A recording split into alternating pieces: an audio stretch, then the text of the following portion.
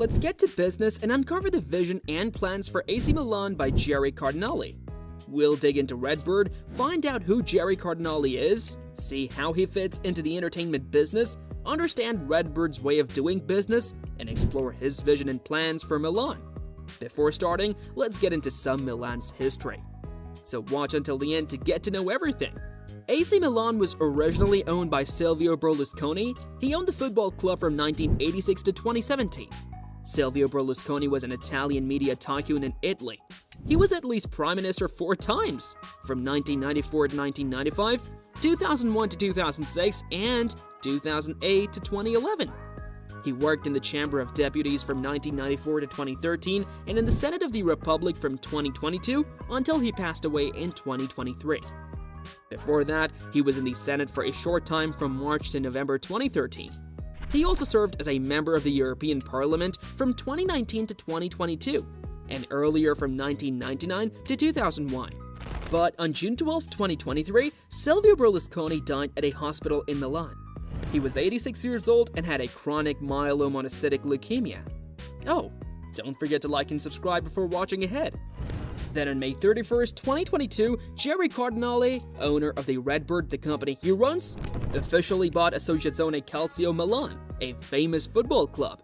Redbird and another company called Elliott agreed on a plan and it's a done deal. This means they made a clear and final agreements for Redbird to take over AC Milan. It was a huge move that could shape the future of the football club. This news got everyone interested not just in the business side but also in Gerry Cardinale himself. So, after research, we found out that Gerry Cardinale is an American businessman in his 50s. Other than being happily married and having Italian roots, not much is known about his personal life. He's not into social media much, just sticking to LinkedIn. Even though he keeps his personal life private, we do know he loves rowing. He once said that rowing was the sport that really got him into all kinds of sports and taught him a lot of life lessons. He's a billionaire and runs Redbird, a company making a mark in the entertainment world. Before Redbird, he worked at Goldman Sachs for 20 years. Now he's not just a successful business owner, but also a philanthropist. His company, Redbird Capital, worth more than $6 billion. When he was at Goldman Sachs, Cardinale became famous for handling investments worth more than $100 billion. He was good at leading and even started some big companies, with the most famous one being the Yes Network in 2001.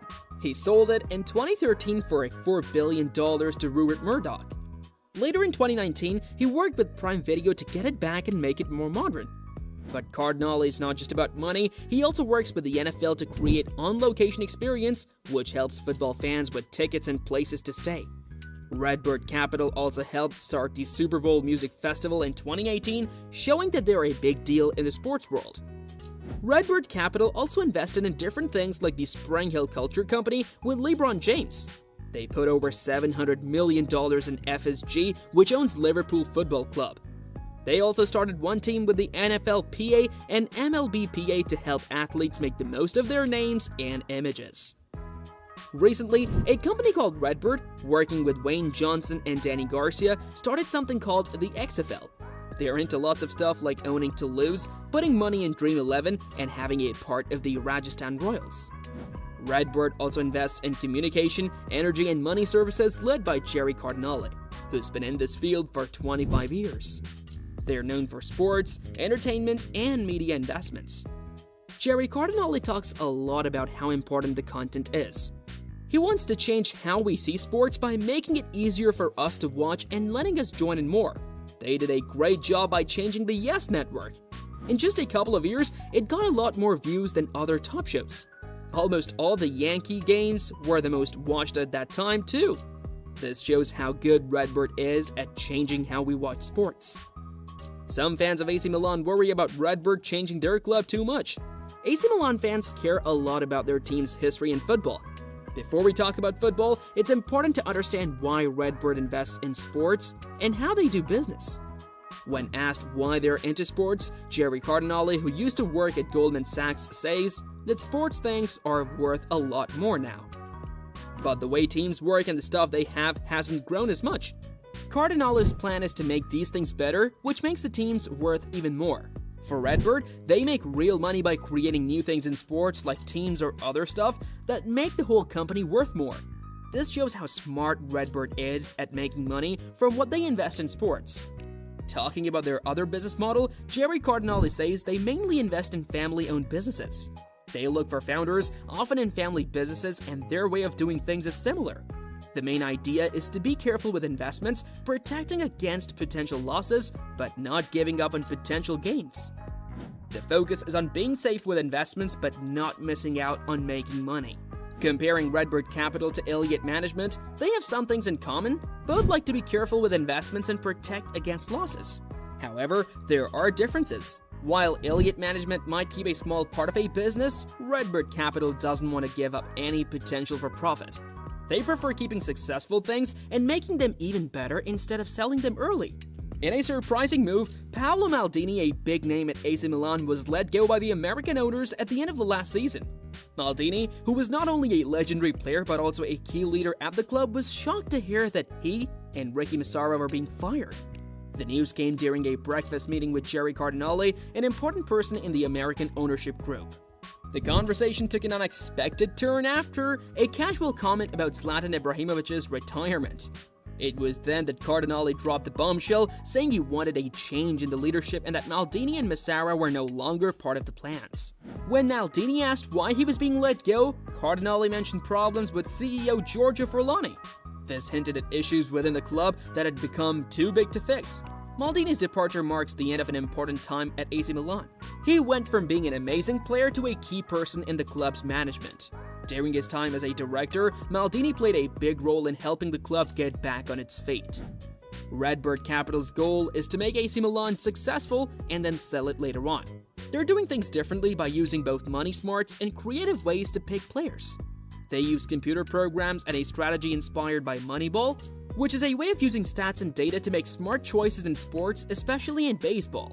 Redbird Capital uses this strategy to find good players that other people might not see as valuable and sell the popular ones for a lot of money. This helps the team play well and make a lot of money.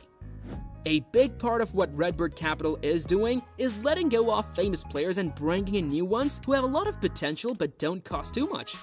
This helped them make the team financially strong, so it looks good for potential buyers.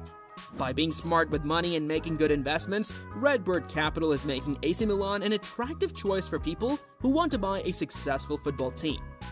Another interesting thing is how they use computer programs to pick players. In today's football world, using data is becoming more common. AC Milan is ahead of the game by using technology to find players who not only play well now, but also have the potential to get even better. This forward-thinking approach makes AC Milan unique, aiming to have a team that's good now and can make money in the future. There's also talk about the Interscope Saudi Arabia Foundation being interested in buying AC Milan. This could bring in a lot of money and new ideas to the team. The return of Paolo Maldini, a big name in AC Milan's history, makes things even more exciting. He was a star player for the team, and if he comes back in a leadership role, it would be a great connection between the past and the future.